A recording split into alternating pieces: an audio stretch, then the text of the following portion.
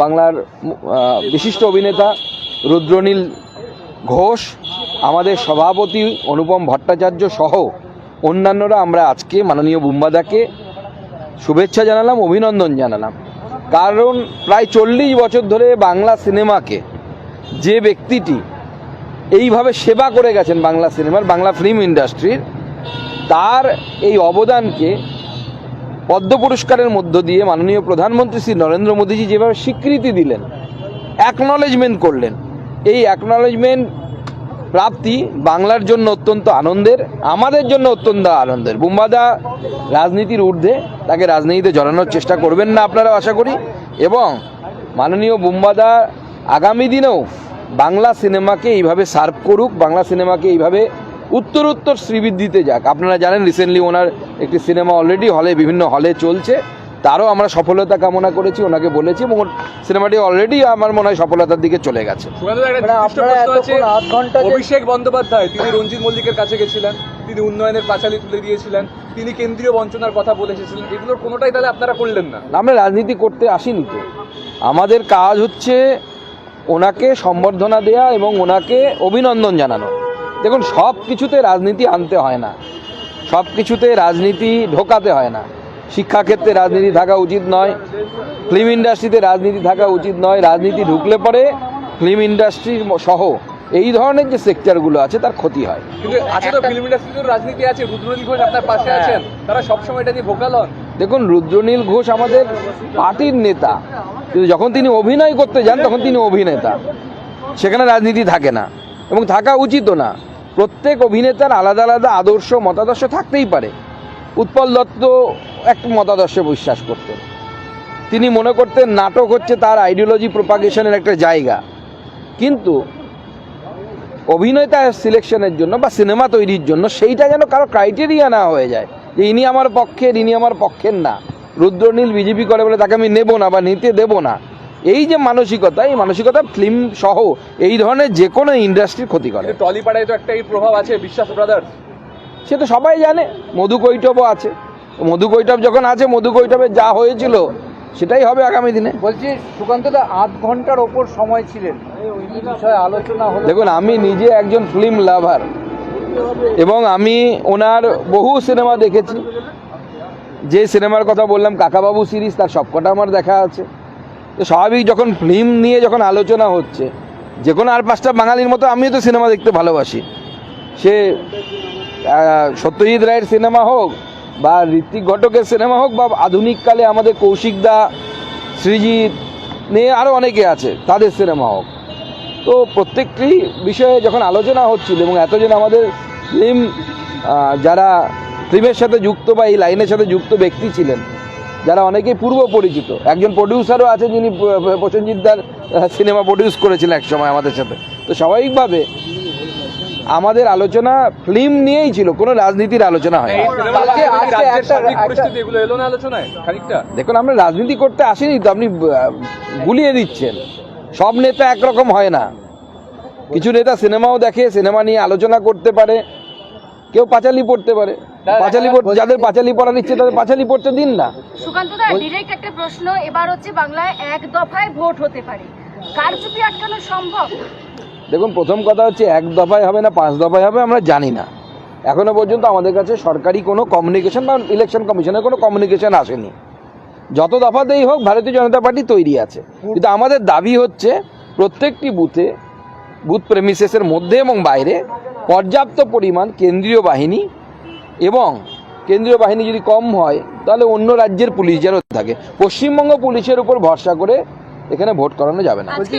শেষ দিন 4 লক্ষ নাম বাদ পড়তে চলেছে, এটা নির্বাচন কমিশনের বিষয়, আমরা কি বলবো? আমরা তো পার্টিসিপেট করেছি তাতে। আপনাদের বিভিন্ন অভিযোগ ছিল, সেগুলো আপনারা নির্বাচন কমিশনারকে অনেক সময় জানিয়েছেন, কিন্তু তার কি কোনো পদক্ষেপ যেটা আপনারা চেয়েছিলেন সেরকম কি পেয়েছেন? দেখুন, নির্বাচন কমিশনকে আমরা টাইম টু টাইম জানিয়েছি। লিস্ট বেরোলে পরে আমরা বুঝতে পারবো।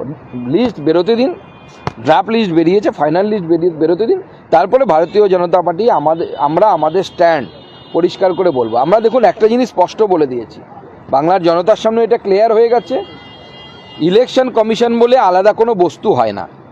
কারণ ইলেকশন কমিশনের একজন অফিসার যিনি রাজ্যের প্রধান, মনোজ আগরওয়াল সম্ভবত তার নাম, তিনি ইলেকশন কমিশনের বসানো, বাদবাকি পুরো মেশিনারিটা হচ্ছে রাজ্য সরকারের। এইআরও রাজ্য সরকারের অফিসার, ইআরও রাজ্য সরকারের অফিসার, বিএলও রাজ্য সরকারের অফিসার। অতএব যদি কোথাও কোনো ভুল হয় তার দায় রাজ্য সরকারের, কারণ রাজ্য সরকারি অফিসাররা কাজ করেছে। এরকম নয় যে তারা ইলেকশন কমিশন তাদেরকে বলে দিয়েছে তোমরা এটা করো, তারা তো নিজের মতো করেছে। ফর্ম ফিল আপ কীভাবে করতে হবে তারা করেছে। ভট্টাচার্য তে দুটো দিয়েছে না একটা দিয়েছে, এবং তার জন্য যদি কেউ ডাক পায় তার দায়িত্ব যে বিএলও ওটা করেছে তার।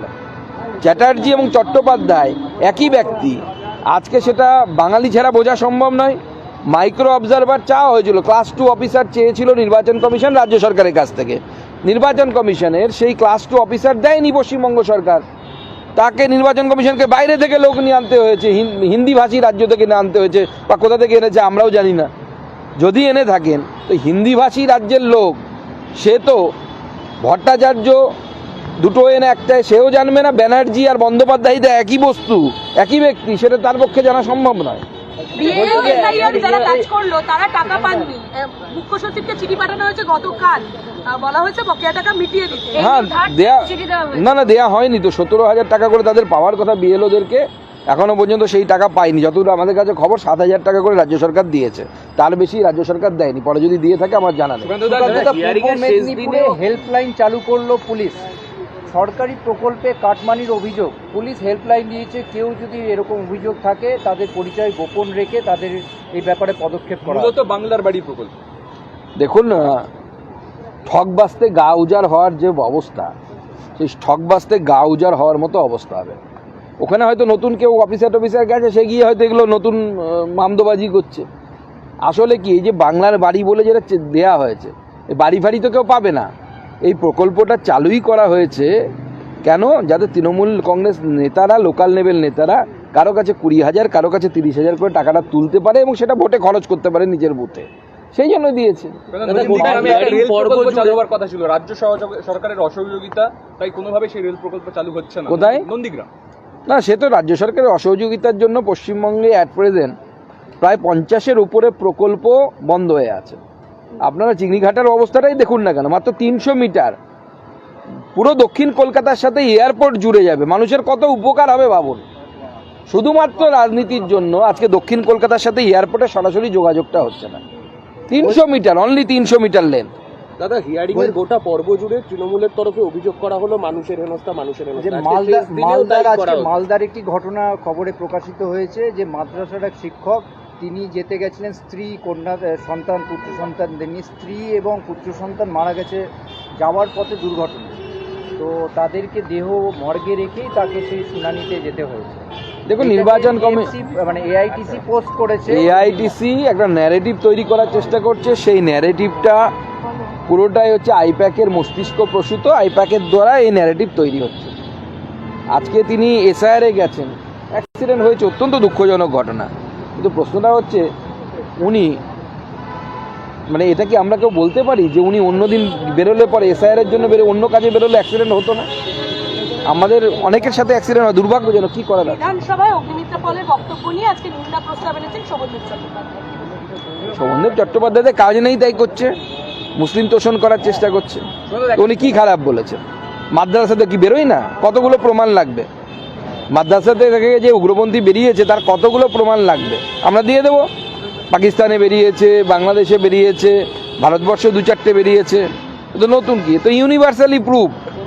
বিএলওদের কাছে নয়া দায়িত্ব দেওয়া হয়েছে যে তারা এবার বিএলওদের কাছে নয়া দায়িত্ব, তাদেরকে ভোটার স্লিপ বিলি করতে হবে। কি ভাবছেন, কিভাবে দেখবেন? এর আগেও তো রাজ্য সরকারি কর্মচারীরাই ভোটার স্লিপ বিলি করতো নির্বাচন কমিশনের হয়ে, নতুন কিছু নয়।